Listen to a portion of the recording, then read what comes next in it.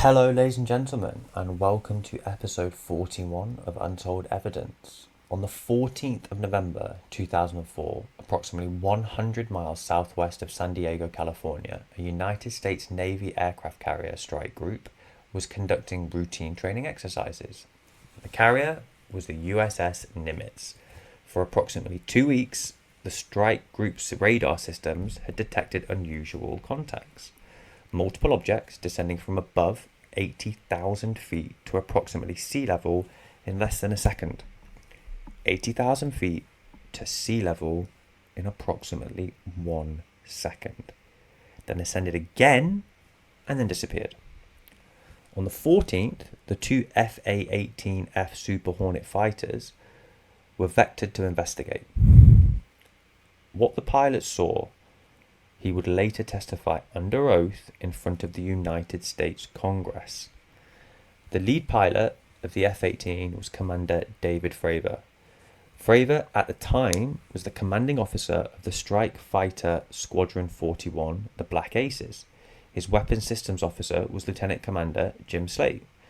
In the second F-18, flying as Favor's wingman, was Lieutenant Commander Alex Dietrich, with her own weapons system officer in the back seat. All four of these individuals have subsequently, in the subsequent years, confirmed essentially the same account. Their reports overlap and are consistent. They all match the same sort of story and the same sort of timelines. So the radar contact was the first picked up by the USS Princeton, a guided missile cruiser in the Nimitz strike group. The Princeton senior radar operator was Petty Officer First Class Kevin Day. Day, in subsequent interviews, has described tracking dozens of these unusual contacts over a 2-week period before the 14th of the November encounter.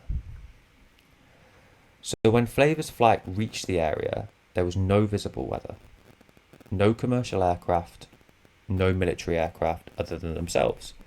So what did they see? From above was a disturbance in the ocean surface, a roughly circular area of churning water, approximately the size of a Boeing 737, visible against the otherwise calm Pacific. Just above the disturbance, hovering between 30 and 50 feet over the water, was an object. The object was, in Fravor's latest testimony, approximately 40 feet long. White, smooth, no visible engine, no exhaust signature, no control surfaces, no windows, no markings. Fravor described its shape as resembling, in his own words, a Tic Tac, the breath mint. That description has stuck. The object is now, in popular UAP literature, simply called the Tic Tac. Fravor's flight began to descend towards the object. The object, which had been hovering in a random orientations, suddenly orientated itself and began to mirror Fravor's descent, as though aware of his presence in some way. Fravor descended further. The object descended in parallel. Then, when Fravor was approximately a mile away and closing in, the Tic Tac accelerated. Fravor has described the acceleration in multiple later statements. In one, he said, it was about 1 mile away. In an instant, it was gone. The disturbance in the water also disappeared. Approximately 60 seconds later, the USS Princeton's radar reacquired the object. The new position was at the predetermined cap point, the airborne meeting location where Fravor's flight had originally been heading, before they were vectored to the surface disturbance. That point was approximately 60 miles from the original encounter. So for an object to travel 60 miles in less than 60 seconds would require an average speed in excess of 3,600 miles per hour. That's supersonic, in open air, producing no audible sonic boom and no visible wake.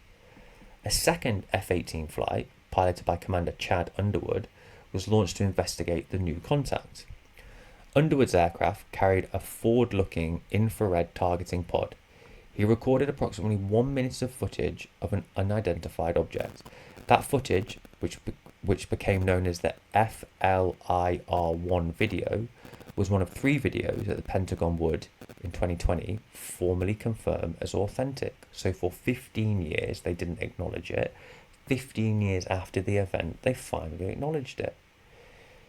So the Tic Tac story was circulated within the United States Navy but never publicly confirmed.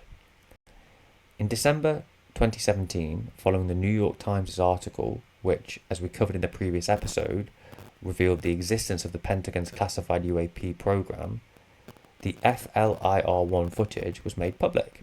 In April 2020, the Department of Defense formally released the video and confirmed it was real. In July 2023, Commander David Fravor, now retired, testified under oath before the United States House Oversight Committee.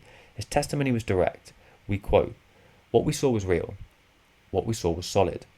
We had multiple corroborating sensors and multiple eyewitnesses, including myself, my wingman, our backseaters, and the radar operators on the Princeton."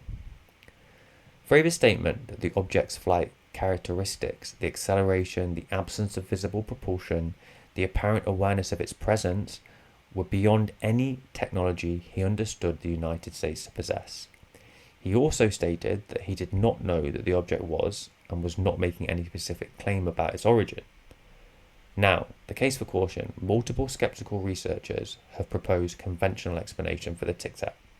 The most common is the object was a high-altitude balloon, a weather balloon, or a piece of classified American technology, possibly a stealth drone in development. If it is human-made, this seems the most realistic explanation, that it is just advanced tech that the government and the military-industrial complex hadn't yet acknowledged. Each of these conventional explanations, though, has its own problems. A balloon does not accelerate from a hover to a disappear in an instant. A glitch radar system does not produce contacts that two separate radar systems on two separate ships agree on, then visually confirmed by aircrews from two separate jets, then reacquire 60 miles away. It is possible to argue that each individual element of the Tic Tac has a conventional explanation. It's much harder to argue it as a whole with every piece of evidence that one explanation can be understood. The Pentagon, in its own official 2020 statement, did not provide any explanations. It simply confirmed the footage was real, noted that the object was unidentifiable, and did not commit to a course. So here's where the Tic Tac actually sits. It is the best documented modern UAP incident on public record.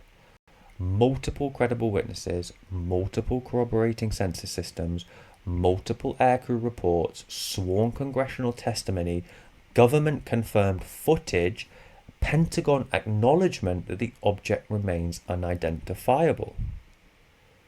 What it does not have is an established cause. Whatever was off the coast of San Diego on the 14th of November 2004, it was solid enough to track on radar, visible to multiple aircrews, and capable of accelerating at speeds that no aircraft of that period, American or otherwise, could match. This is not a claim that it was extraterrestrial. Fravor himself does not claim that.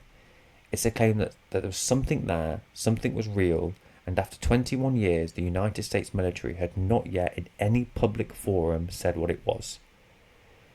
This is the Tic Tac. This is the case. The rest is interpretation. Names matter, records matter, facts matter.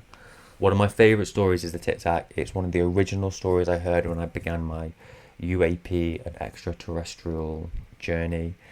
I've gone through many different thoughts on what I think it is. When I first heard it, I was adamant it was extraterrestrial.